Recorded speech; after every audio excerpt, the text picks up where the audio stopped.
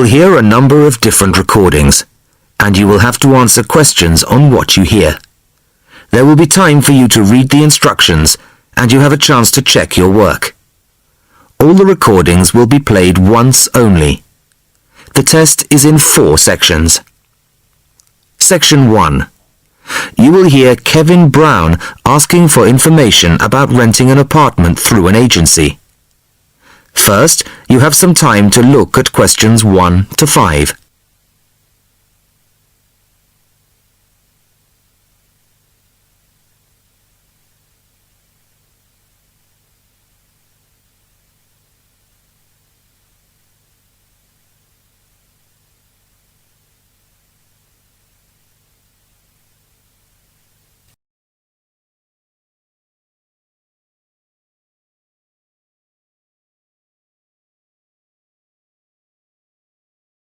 Now the test will begin. You should answer the questions as you listen, as you will not hear the recording a second time. Listen carefully to the first part of the conversation and answer questions 1 to 5. Good afternoon. How can I help you? Hello, my name's Kevin Brown. I saw your advertisement in today's local paper, apartments to let in all areas of the city. Yes, Mr. Brown. We currently have several properties available. What part of the city were you thinking of? Well, city centre ideally. Okay. And what price range are you interested in? I don't really know. What have you got? Well, prices start at £400 a month, going up to £1,000 a month. Okay. And what's the difference? What does the price depend on? Well, the number of bedrooms mainly. Uh-huh. The cheaper apartments have 1 bedroom, while the most expensive have 3 or 4 bedrooms. Okay, 2 bedrooms would be nice. So I'll say 2 bedrooms up to $600 a month. Mm-hmm. Do you have anything like that? Right, sir. We have... just give me a moment, please. Mm-hmm. We have 2 properties that might interest you. One is in North Street. It's a very nice apartment, but it's £750 a month. But that includes a private parking space. $750. That's a bit higher than I'd like to go, really. Do you have anything less expensive? Yes. We have another one at £625 a month. $625? Mm-hmm. All right, that sounds interesting. Where is it? It's in Cornell Road, at number 12B. I don't know that. How do you spell it? It's Cornell. It's near the park. I've never heard of it, but I'm sure I'll be able to find it on a map. Before you hear the rest of the conversation, you have some time to look at questions 6 to 10.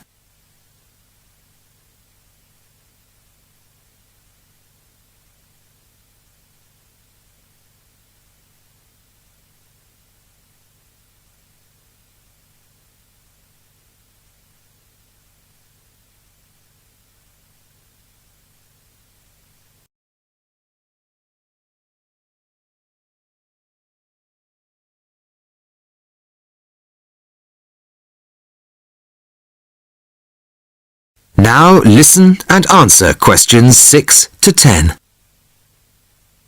So, would you like to see the apartment, sir? Yes, I would. I'd like to rent somewhere fairly soon. Would tomorrow be possible? Sorry, I'm afraid nobody is available all day tomorrow. It's quite a busy time of year for us. I see. But if you're free later today, you could see it at 5:15. Sure, no problem. I could manage that. Okay, so that'll be 5:15 with my colleague Jason. He'll meet you at the apartment. That's fine. And one more thing. What do I need to provide to rent an apartment with you? What documents, that kind of thing? Yes, of course. Do you have a job? Yes, I work in a travel agency. Well, a reference letter from your employer, saying you work for them, and a deposit, which is 1 month's rent plus a fee of £60. What's that for? It's an administration fee to cover the cost of preparing the contract. Okay. And one last thing. When would this apartment be available? It's empty now, so you could move in as soon as the contract was signed. That's great. Thanks very much indeed. Bye. Goodbye, Mr. Brown. That is the end of section 1. You now have half a minute to check your answers.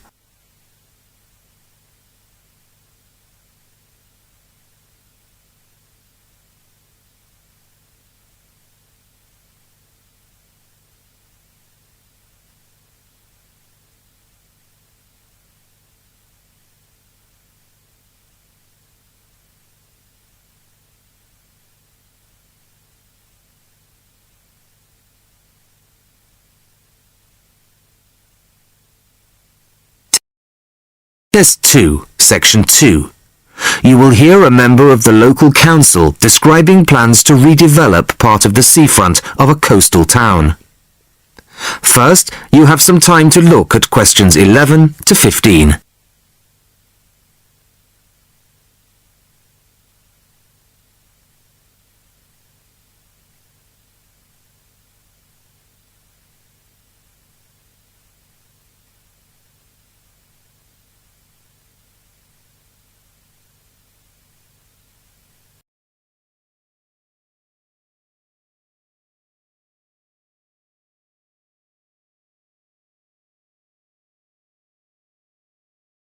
Listen carefully to the first part of the talk and answer questions 11 to 15.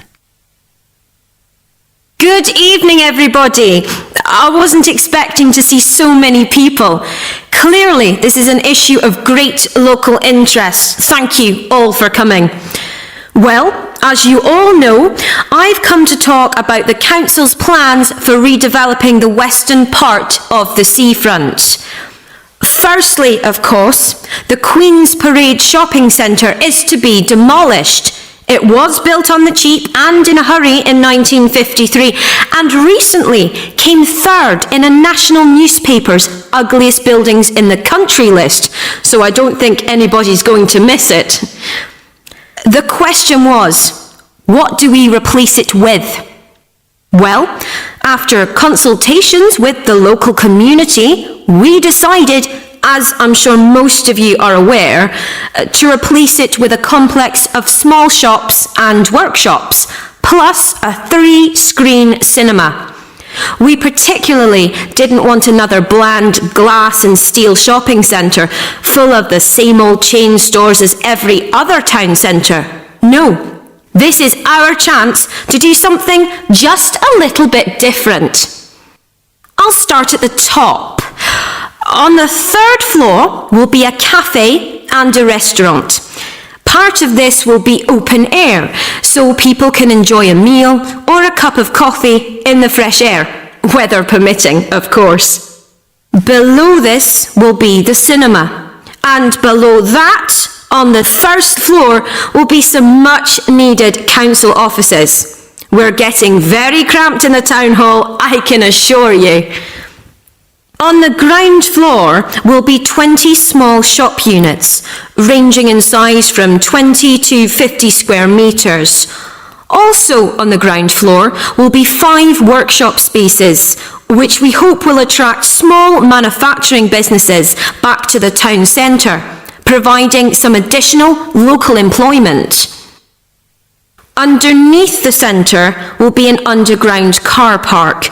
Not a great big car park like in the present centre. Our aim is that most visitors to the centre will come on foot or by bus. In fact, the car park will be restricted to people working in the centre and disabled visitors. Then, and perhaps this is the most exciting part of the project, the beach in front of the new complex is going to be completely transformed. We're going to extend the beach. Yes, extend it. 10,000 tonnes of sand is going to be brought in to make it into a proper beach, instead of the dirty little strip of sand it is now. as well as being for the enjoyment of local people, we're hoping that a decent beach will attract more visitors to the town, and that has to be good for local businesses. Before you hear the rest of the talk, you have some time to look at questions 16 to 20.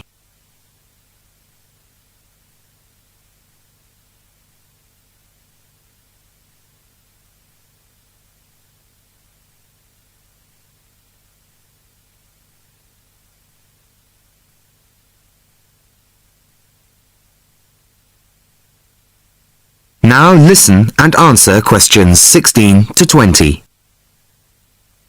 Now I must emphasise that these plans have not yet been finalised. That's what this meeting is about. Of course, it's vital with a project like this that we have the support of local people. After all, we work for you and it's your money that's paying for it. So, first of all, the plans for the new centre are going to go on display in the town hall. They'll be there from Monday the 5th of March until Friday the 6th of April. Plenty of time for anybody who's interested to get over there and have a look at them, I think. There'll be a suggestions box in the same room as the plans. Anybody who has anything to say is welcome to fill in a suggestions form. These forms will be looked at and taken seriously, you can be sure of that.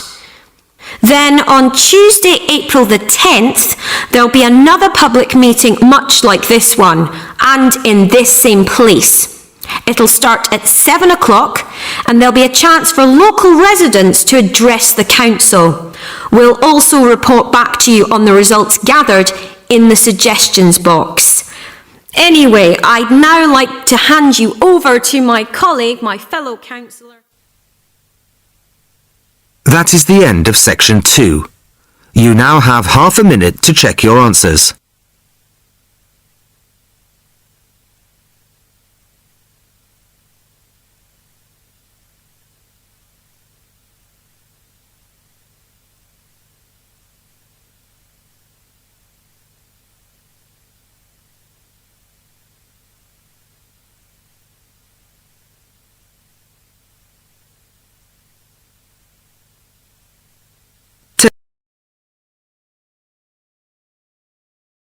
Now turn to section 3.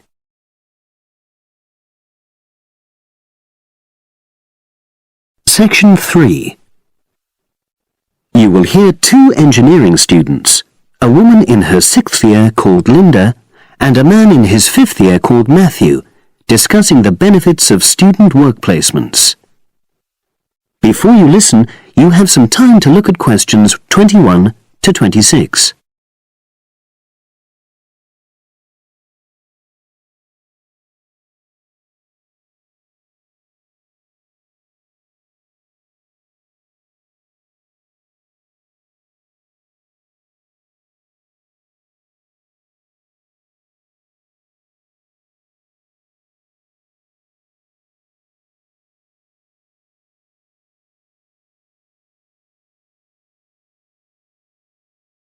Now listen and answer questions 21 to 26. Hi, Linda. Can you spare a few minutes?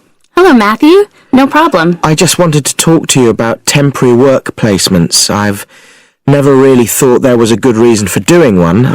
I've got some savings, so I don't really need the money at the moment. But I've had an email from the university about a vacancy that looks quite interesting. You did a placement last year, didn't you? I did, yes.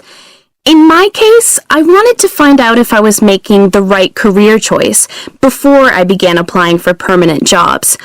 I thought I wanted to work in car manufacturing, but I wasn't sure, so I applied to Toyota. What was the application process like? Lengthy. There were a lot of different parts to it. The dullest one was a psychometric test. You know, when you have to answer loads of questions about yourself. And you're trying to guess what's the best thing to say. Yes.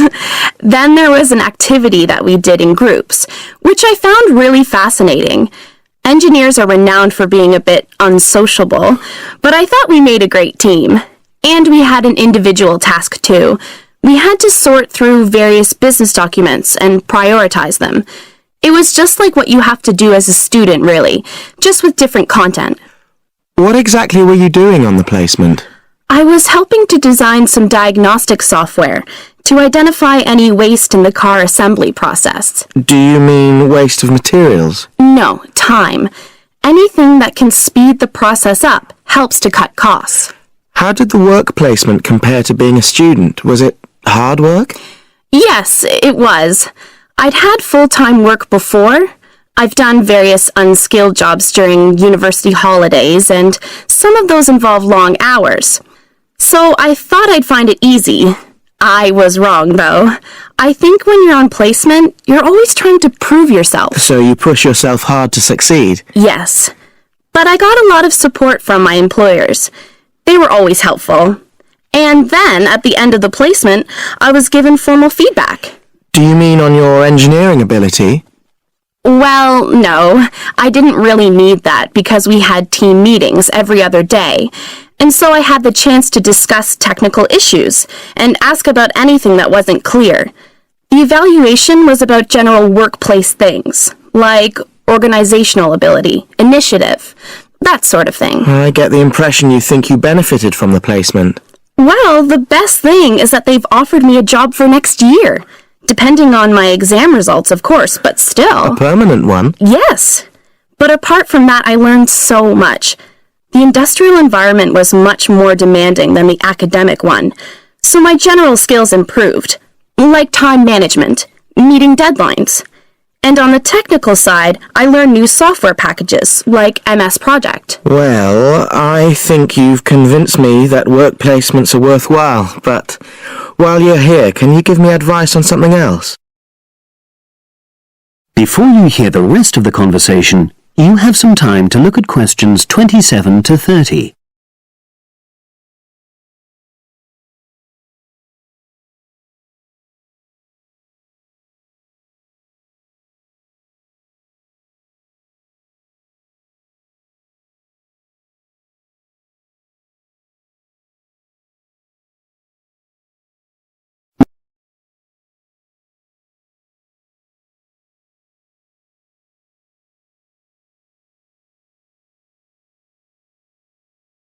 Now listen and answer questions 27 to 30.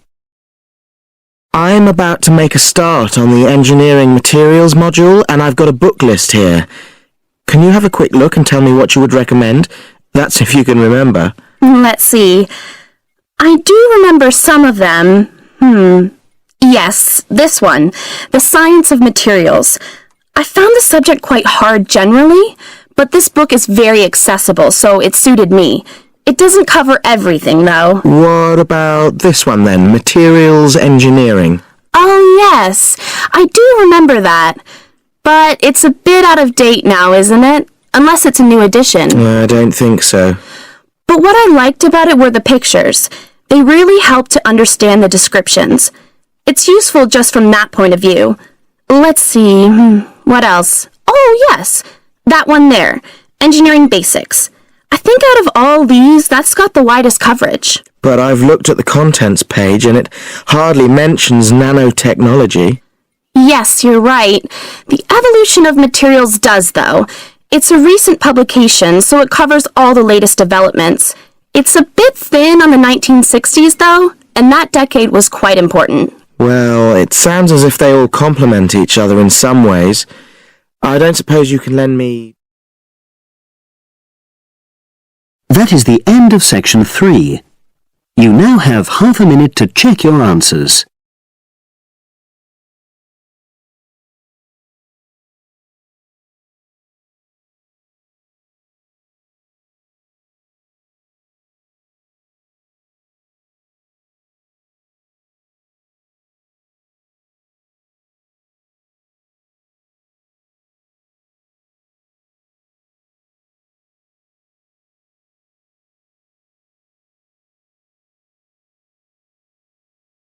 Now turn to section 4.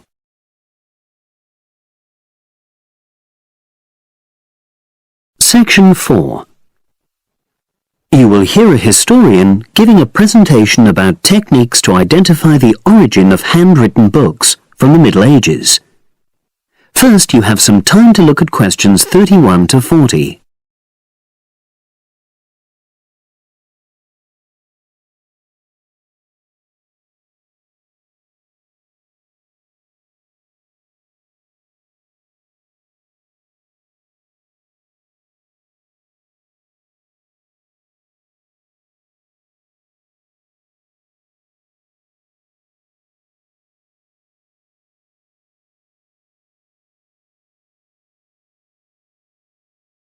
Now listen and answer questions 31 to 40.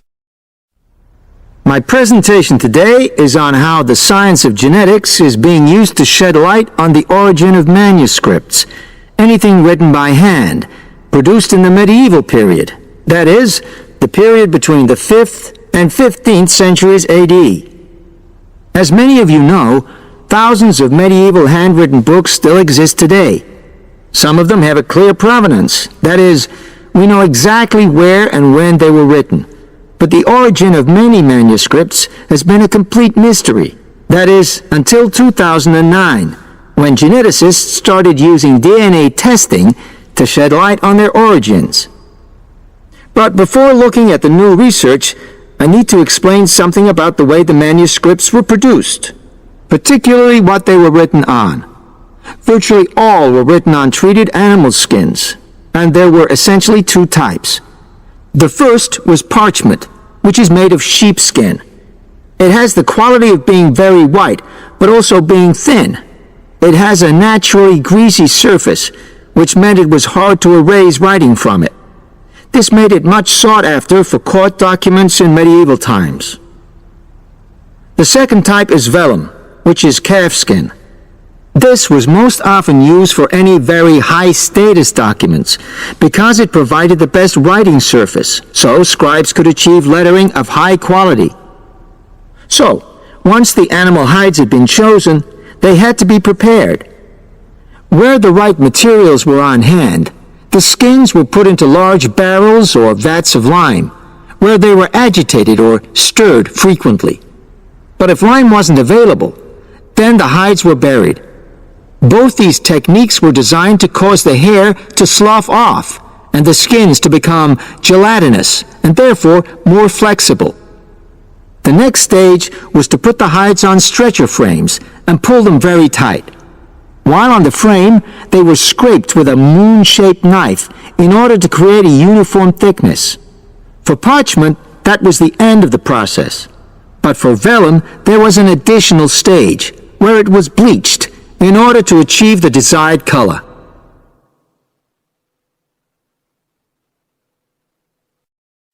So, what does all this preparation mean for the quest to identify the origins of mystery manuscripts?